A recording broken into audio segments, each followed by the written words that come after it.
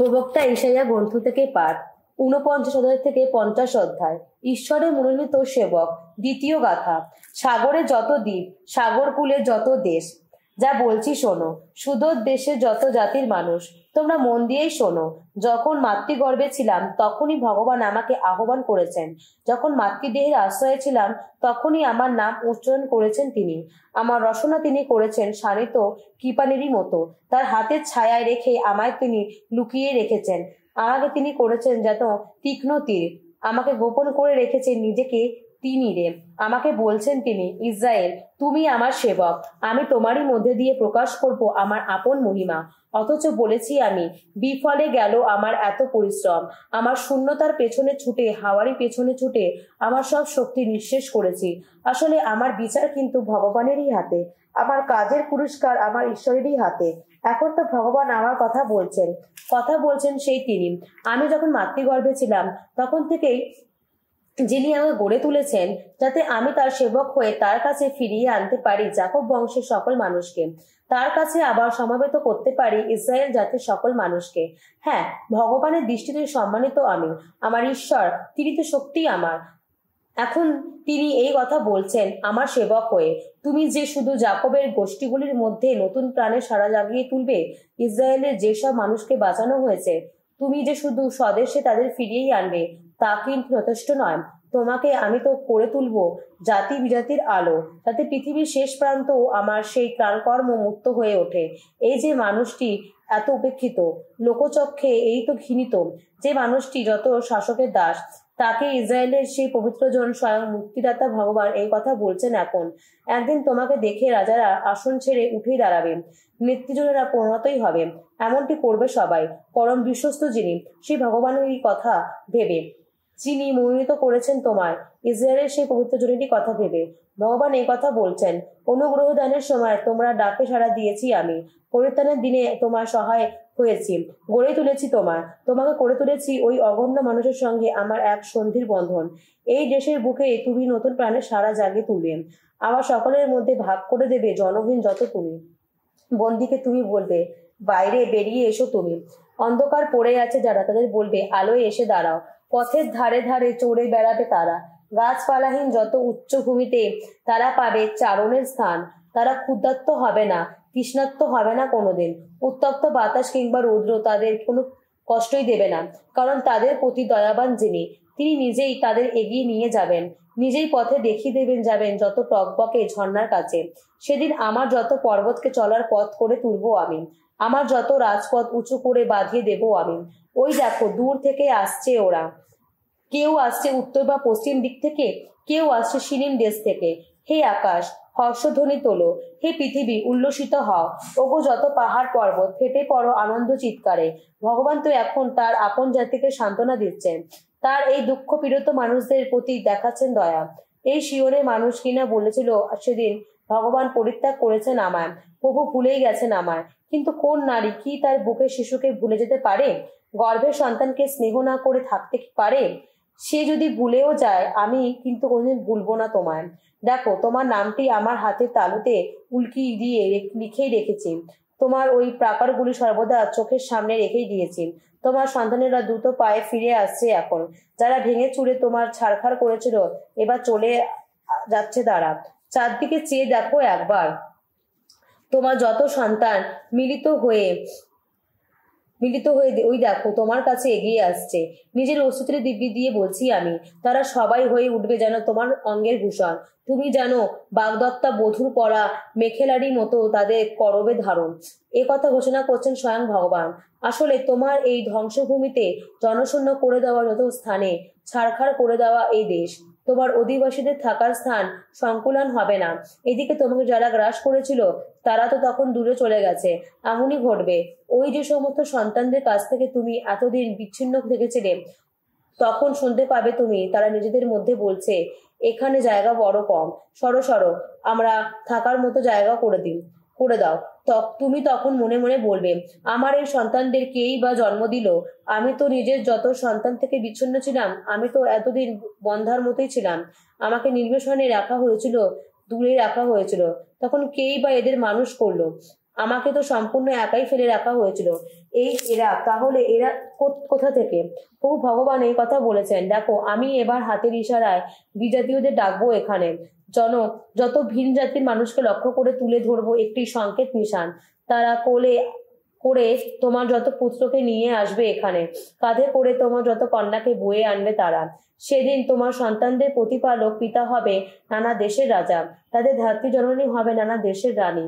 তারা মাটিতে মাথা ঠেকিয়ে প্রণাম করবে তোমার, তারা চুম্বন করবে তোমার পদধূলি। তখনই বুঝবে তুমি আমি ভগবান। আমারই আশা যারা পথ চেয়ে আছে, তাদের তো লজ্জায় পড়তে হবে না কখনো। যোদ্ধার কবল থেকে লুণ্ঠিত সম্পদ কি কেড়ে নেওয়া যায়? হিংস্র মানুষের হাত থেকে কোনো বন্দীকে কি উদ্ধার করা যায়? যায় বই কি, এই কথা বলেছেন স্বয়ং ভগবান। যোদ্ধার হাত থেকে বন্দীকে কেড়ে নেওয়াই হবে, হিংস্র মানুষের কবল থেকে লুণ্ঠিত সম্পদ উদ্ধার করা হবে। তোমার সঙ্গে যে বিরোধিতা করে, আমিও তার সঙ্গে বিরোধিতা করব। তোমার সন্তানদের আমি রক্ষা করব। তোমার নিপীড়ক যারা, আমি তাদের নিজেদের মধ্যে হানাহানি বাঁধিয়ে তুলব। একে অন্যের রক্ত পান করে মাতাল হব তারা, যেন তাজা সুরা পান করে হয়েছে মাতাল। তখন সমস্ত মানুষ এই কথা বুঝতে পারবে, এই আমি ভগবান, এই আমি তোমার পরিত্রাতা, জাকবের সহায় এই শক্তিধর আমি তোমার মুক্তিদাতা। ভগবান এই কথা বলছেন, সেই যে ত্যাগপত্রটি যার জোরে আমি নাকি তোমাদের মাকে বিদায় করেছিলাম, বলো সেটা কোথায় বা রয়েছে? বলো আমার কোন পান্তা দেওয়ার হাতেই বা তোমাদের আমি বেছে দিয়েছিলাম? আসলে তোমরা পাপ করেছিলে বলেই তো বিক্রি হয়েছিলে, তোমরা বিদ্রোহী হয়েছিলে বলেই তোমাদের মাকে বিদায় করা হয়েছিল। আমি তো এসেছিলাম, তখন কেন কেউ কোথাও ছিলে না? আমি তো ডাক দিয়েছিলাম, তখন কেন কেউ সাড়া দাওনি? আমার হাতটা কি এতই ছোট, কাউকে বিভক্ত করতে সত্যিই অক্ষম? কাউকে রক্ষা করার শক্তি আমার কি নেই? আমার এক ধমকে শুকিয়ে যায় সাগর, নদী ভরা দেশ মরুভূমি হয়, মাছ আষ্টে গন্ধ ছড়ায় জলের অভাবে, তেষ্টায় মরে। আমি আকাশটাকে ঢেকে দিই আধার বসনে, আমি তার ওপর বিছিয়ে রাখি লোমের কাপড়। প্রভু ভগবান আমাকে দিয়েছেন শিষ্য সুলভ এমনই রসনা, যাতে আমি শান্ত মানুষকে আশ্বাসের কথা শুনিয়ে যেতে পারি। প্রতিটি সকলকে তিনি আমাকে জাগিয়ে তোলেন, আমার কান দুটি জাগিয়ে তোলেন, যাতে আমি শিষ্যরই মতো তার কথা শুনতে পারি। প্রভু ভগবান আমার কান দুটি উন্মুক্ত করেছেন, আর আমিও কোনো প্রতিবাদ করিনি, পিছিয়েও যাইনি। সেদিন যারা আমাকে মারছিল, পিঠ পেতে দিয়েছি তাদের সামনে। যারা আমার দাড়ি ছিঁড়ে নিচ্ছিল, তাদের দিকে গাল পেতে দিয়েছি আমি। কেউ আমাকে লাঞ্ছিত করলে আমার মুখে থুতু দিলেও মুখ লুকাইনি আমি। স্বয়ং প্রভু ভগবান তো সহায় আমার, তাই কোনো লাঞ্ছনা আমাকে ছুতেই পারেনি। তাই আমার মুখ কঠিন করে তুলেছি পাথরেরই মতো। আমি জানি লজ্জিত হতে হবে না আমায়। যিনি আমাকে নির্দোষ বলে প্রমাণ করে থাকেন, তিনি তো আমার কাছেই আছেন। কে আমার বিরুদ্ধে কথা বলার সাহস দেখায়? বেশ তো, চলো আমরা একসঙ্গে সেই বিচারকের সামনে গিয়ে দাঁড়াই। কে আমার বিরুদ্ধে অভিযোগ আনতে চায়? বেশ তো, সে সামনে এসেই দাঁড়াক। স্বয়ং প্রভু ভগবানই যখন সহায় আমার, কেই বা প্রমাণ করতে পারে অপরাধী আমি? ওরা তো সবাই পোশাকেরই মতো জীর্ণ হয়ে যাবে, যেন যত কাপড়ে পোকা ওদের খেয়েই ফেলবে। তোমাদের মধ্যে কে ভগবানকে সম্ভ্রম করে চলে, মেনে চলে তার সেবকেরও কথা? অন্ধকার পথ চললে, সামনে কোনো আলো না দেখলে, সে বরং ভগবানের নামের ওপর আস্থা রাখুক, তার ঈশ্বরের ওপর ভরসা রাখুক। কিন্তু তোমরা আগুনে জ্বালিয়ে থাকো যারা, মশালের শিখায় সম্বল যাদের, তোমরা সবাই বরং পথ চলো তোমাদের ওই আগুনেরই আলোয়, তোমাদের জ্বালানো ওই সব মশালেরই আলোয়। আমার হাতে এই দশা ঘটবে তোমাদের, তোমার যন্ত্রণায় কাতর হয়ে শায়িত হব শেষে। বেনশিরা গ্রন্থ থেকে পাঠ, 4 অধ্যায় 1 থেকে 19 পদ। বৎস আমায় দারিদ্র্যকে তার জীবিকা থেকে বঞ্চিত করো না, অভাবীকে কাতর চোখে অপেক্ষা করতে বাধ্য করো না। ক্ষুধার্ত কাউকে দুঃখ দিও না কখনো, দিন দুঃখ কাউকেই কোনোভাবে অতিষ্ঠ করো না।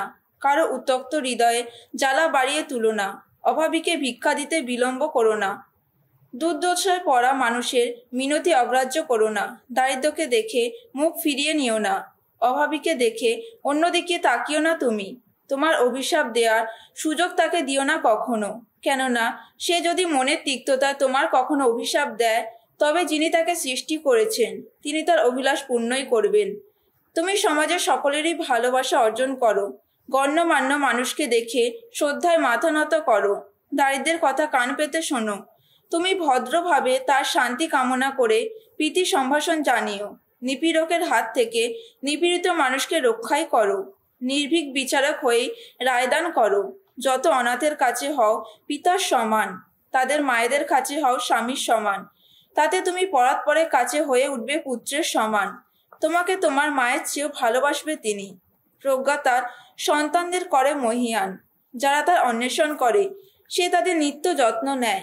প্রজ্ঞাকে যে ভালোবাসে সে তো জীবনকেই ভালোবাসে। ভোর থেকেই যারা তার অন্বেষণ করে তাদের অন্তর আনন্দে ভরে থাকবেই। যে তার আঁকড়ে ধরে সে তো পাবে মহাসম্মান। সে সেখানেই যাবে, তার উপর থাকবে প্রভু আশিস। প্রজ্ঞার সেবা করে যারা, তারা তো সেই পবিত্র জনেরই সেবা করে। তাকে যারা ভালোবাসে স্বয়ং প্রভু ভালোবাসেন তাদের। যে মানে প্রজ্ঞার আদেশ সে বিজাতীয় মানুষদের করবে বিচার। মন দিয়ে তার কথা শোনে যে মানুষ সে নিরাপদেই করবে বসবাস। যে মানুষ প্রজ্ঞার প্রতি রেখেছে ভরসা প্রজ্ঞা হয়ে উঠবে তার নিজস্ব সম্পদ। আর তার বংশধর যারা তাদেরই থাকবে সেই একই সম্পদ। প্রথমে প্রজ্ঞা করে নিয়ে যাবে বাঁকা ঘুর পথে, তার অন্তরে জাগিয়ে তুলবে নানা ভয়ভীতি। সে তাকে শাসন করে যন্ত্রণায় দেবে, তার বিধি নিয়ম পালন করিয়ে গুছিয়ে নেবে তাকে, যতক্ষণ না তার ওপর সে ভরসা রাখতে পারে। তারপর সে তার পথে এগিয়ে আসবে সোজা পথ দিয়ে, আনন্দ দেবে তাকে, নিজের গোপন কথা খুলে বলবে তাকে। কিন্তু সে যদি তবুও ভুল পথে যায় তাহলে প্রজ্ঞা তাকে ছেড়ে চলে যাবে, তাকে তার নিজের ধ্বংসের পথেই ফেলে রেখে যাবে।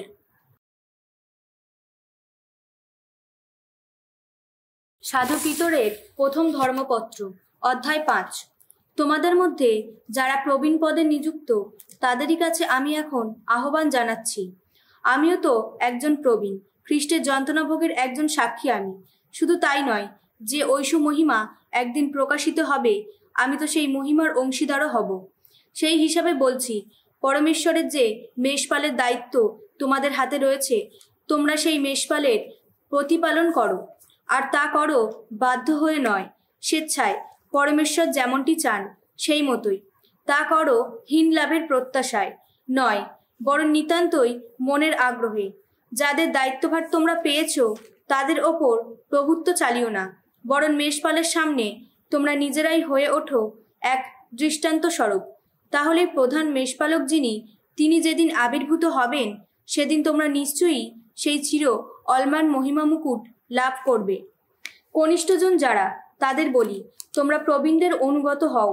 তোমরা সবাই বিনম্রতার বসন পড়েই একে অন্যের সঙ্গে মেশো। শাস্ত্রে তো লেখাই আছে, ঈশ্বর উদ্ধত মানুষের বিরুদ্ধে দাঁড়ান, কিন্তু বিনম্রকে তার অনুগ্রহ ধন্য করেন। তাই তোমরা এখন পরাক্রান্ত বাহু পরমেশ্বরের অধীনে নিজেদের নমিত রাখো, যাতে সময় এলেই তিনি তোমাদের উচ্চ আসনে উন্নীত করেন।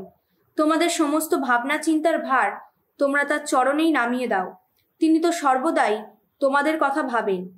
তোমরা মিতাচারী হও, সর্বদাই সজাগ হয়ে থাকো, কেননা তোমাদের সেই যে শত্রু শয়তান সে তো গর্জমান সিংহেরই মতোই, এখানে ওখানে ঘুরে বেড়াচ্ছে, কাকে গ্রাস করবে তার সন্ধানে রয়েছে। ভগবত বিশ্বাসে নিষ্ঠাবান হয়ে তাকে প্রতিরোধ করো। তোমরা তো জানোই, পৃথিবীর সব জায়গায় তোমাদের ধর্মভাইদের একই ধরনের দুঃখ যন্ত্রণার ভার বহন করতে হচ্ছে। যীশুখ্রিস্টর আশ্রয়ে আপন শাশ্বত মহিমার অংশীদার হতে যিনি তোমাদের আহ্বান জানিয়েছেন, সর্বপ্রসাদ দাতা সেই পরমেশ্বর নিজেই তোমাদের এই ক্ষণস্থায়ী যন্ত্রণাভোগের পর তোমাদের মধ্যে নবপ্রাণের প্রতিষ্ঠা ঘটাবেন। তিনি তোমাদের সুস্থির, সবল ও স্থিতমূল করে তুলবেন। শক্তি পরাক্রম তার চিরদিন চিরকাল। আহা, সত্যিই তাই। সিলভানুস, যাকে আমি একজন বিশ্বস্ত ধর্মভাই বলেই মনে করি, তাকে দিয়েই এই কয়েকটি কথা আমি তোমাদের কাছে লিখে পাঠালাম তোমাদের উৎসাহ দিতে এবং এই সাক্ষীও দিতে যে তোমরা যা পেয়েছ তা সত্যিই ঈশ্বরের দান। তা সম্বল করেই তোমরা এখন স্থির হয়ে দিন কাটাও। এই বাবিলনের ভক্তমণ্ডলীর মানুষেরা, যারা তোমাদের মতোই মনোনীত মণ্ডলীর মানুষ, তারা তোমাদের প্রীতি নমস্কার জানাচ্ছে। আমার পুত্র প্রতিম মার্কো তোমাদের প্রীতি নমস্কার জানাচ্ছে। তোমরা প্রীতিচুম্বনে পরস্পরকে সাদর সম্ভাষণ জানিও। তোমরা খ্রিস্টের আশ্রয়ে রয়েছ যারা, তোমাদের সকলেরই শান্তি হোক।